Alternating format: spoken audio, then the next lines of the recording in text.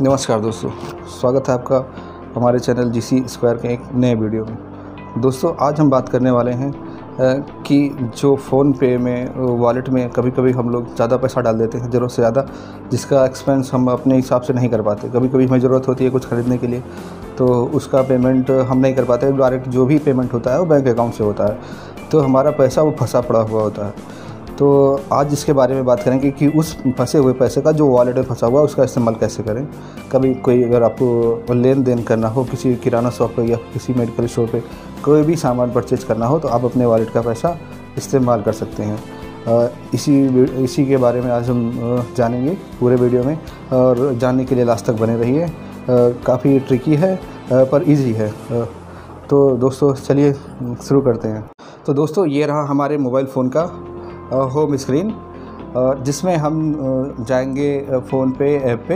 अगर आपके पास PhonePe application नहीं है तो आप प्ले स्टोर पे जाके फ़ोनपे अपना डाउनलोड कर सकते हैं। लेकिन आपके वॉलेट में पैसा पड़ा हुआ मीन्स आपके पास प्ले स्टोर से डाउनलोडेड फ़ोनपे है। तो आप हम सीधा चलते हैं जहाँ पे हमारा फ़ोनपे पड़ा हुआ। दोस्तों, मेरा दो बना हुआ है, एक फ़ोनपे एक पर्सनल बना हुआ, दूसरा फ़ोनपे बिज़नेस का बना हुआ। जो कोई बिज़नेस करता है तो उसका बनता है। फ़ोनपे पे हम क्लिक करते हैं, फ़ोनपे ओपन होके आएगा। जो फ़ोनपे का होम पेज है, इसमें हमारा जो है पासवर्ड पड़ा हुआ, पासवर्ड हम डाल देते हैं। पासवर्ड डाल दिया, अब ये ओपन हो गया। अब ये फ़ोनपे का होम पेज आ रहा है। जैसे मान लीजिए मैं किसी किराना शॉप पे या फिर किसी मेडिकल स्टोर पे हूँ और मुझको कोई सामान पेमेंट करना है, तो सिंपली हम QR कोड को स्कैन करते हैं। जैसे भी यहाँ पे QR कोड को स्कैन करेंगे तो सामने का जो QR कोड होगा स्कैन कर लेगा, फिर वहाँ से जो पेमेंट होगा सीधा अकाउंट से होगा। तो हमको अकाउंट से करना नहीं है, हमको करना है अपने वॉलेट से, जो कि वॉलेट में पड़ा हुआ है। मैं चेक कर लेता हूँ मेरे वॉलेट में कितना पैसा है। जैसे मैं देख रहा हूँ कि मेरे वॉलेट में अभी 50 रुपये पड़े हुआ है, जो शो कर रहा है लो बैलेंस। यहाँ पे चाहे हम अपना वॉलेट टॉपअप कर सकते हैं, लेकिन उसकी कोई ज़रूरत नहीं है। अभी हमारे पास 50 रुपये पड़े हुए हैं। और जब कोई अगर QR कोड नहीं है तो अपना पैसा अगर हम सेंड करते हैं तो हम सीधे यहाँ मोबाइल नंबर से शुरू करते हैं।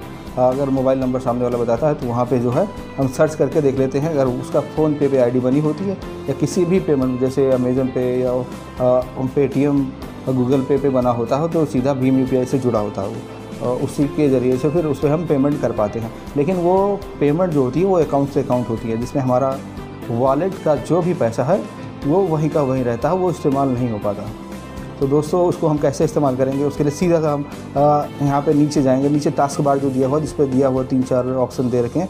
जैसे पहला होम दे रखा, दूसरा दे रखा, दूसरा स्टोर दे रखा, तीसरा इंश्योरेंस दे रखा, और चौथा वेल्थ दे रहा, और पांचवा दे रहा हिस्ट्री, जिसमें सारा आपका हिस्ट्री शो करता है। तो हम सीधे सेकेंड ऑप्शन पर स्टोर्स में जाते हैं। स्टोर्स में जैसे जाएंगे तो हमारा जो नियरेस्ट, या फिर आप कभी फ्यूचर यानी पास्ट में जो भी आप कभी पेमेंट किए होंगे तो उसका सारा डिटेल आ जाता है, जो भी आपका नियरेस्ट स्टोर होता है। जैसे हमारे नियरेस्ट स्टोर पे हमने जो पहले भी पेमेंट कर रखा है वो यादव मेडिकल स्टोर आता है।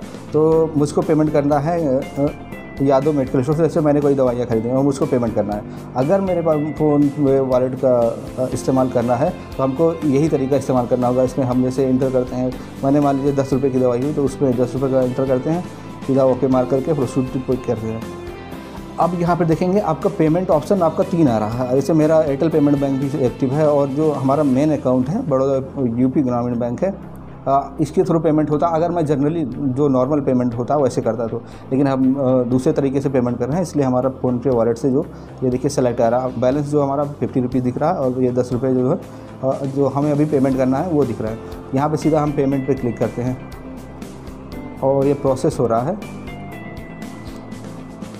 दोस्तों, ये अच्छा तरीका है। देखिए हमारा अब जो पेमेंट हो चुका, पेमेंट सक्सेसफुल है। हमारे वॉलेट से देखिए 10 रुपये यादव मेडिकल स्टोर को जो है पेमेंट हो चुके हैं।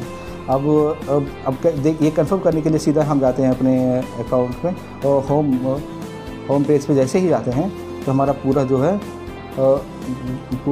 होम स्क्रीन ओपन होकर आती है, जहाँ पे हम फ़ोनपे वॉलेट पर क्लिक करते हैं और फिर जो है यहाँ पे चेक करते हैं तो हमारा जो बैलेंस है वो 40 रुपये बचा। मीन्स जो हमारा पैसा गया वो सीधा हमारे वॉलेट से गया है, और हमको सीधा सामान मिल जाता है। पर एक ज़रूरी बात ये है कि जब भी आप वॉलेट से पेमेंट करते हैं किसी भी सेलर्स को, तो उसमें वो पैसा जो भी है उसके अकाउंट में शो तो करेगा करंट टाइम पे, पर जो भी अमाउंट हो उसके वो सेटल होगा वो 24 आवर्स के बाद ही वो उसके अकाउंट में रिफ्लेक्ट करेगा।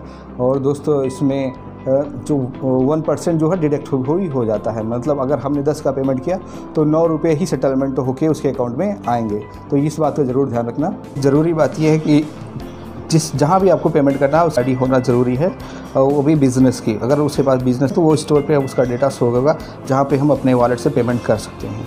अगर उसका बिज़नेस नहीं बना है पेटीएम फ़ोनपे का, तो उस पर जो है हम उसका पेमेंट नहीं कर पाएंगे। तो हमें ये ध्यान रखना है कि जहाँ भी फ़ोनपे बिज़नेस अवेलेबल हो वहीं पे ये पेमेंट करना है, और इस तरीके से हम अपना वॉलेट का पैसा इस्तेमाल कर सकते हैं अपने नॉर्मल परचेज़ में। और आशा करते हैं कि दी गई जानकारी आपको अच्छी लगी होगी, आपके काम आएगी।